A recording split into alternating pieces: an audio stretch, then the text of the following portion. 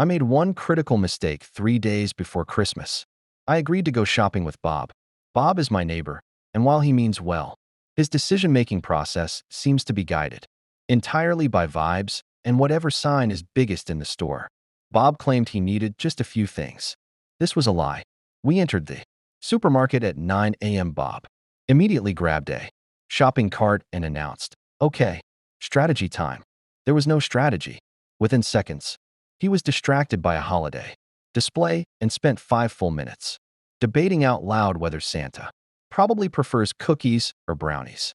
A nearby employee nodded politely, like this was a normal conversation to overhear. Bob's gift philosophy is simple. If he finds it interesting, everyone else will too. He bought his sister a bread-making kit because, and I quote, "everyone needs a hobby." He bought his nephew a 1,000-piece puzzle labeled advanced level even though the kid is 7. For his neighbor downstairs, he selected a scented candle called Midnight Forest and whispered, "This feels mysterious." Then came the food section. Bob insisted on hosting Christmas dinner, despite having a long history of questionable cooking choices. He stood in front of the spice rack for 10 minutes, reading labels like they were important legal documents. At one point, he asked me if nutmeg was basically cinnamon's cousin. He bought both. Twice. Things escalated at the checkout. Bob realized he had forgotten wrapping paper, which triggered a full sprint back into the store, leaving me alone with his overflowing cart and a cashier, who looked deeply concerned.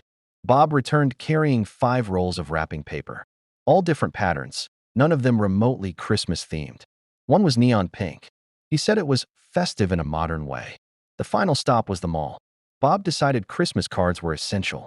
He read each one carefully, rejecting most for being too aggressive or emotionally confusing. He settled on cards that simply said, "Merry Christmas." Short and honest, he said.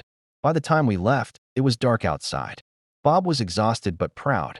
He looked at his bags and said, "I think I nailed it this year." On Christmas Day, I received a gift from Bob.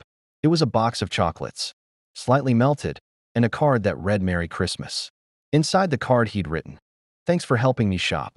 Couldn't have done it without you." Honestly, I believed him.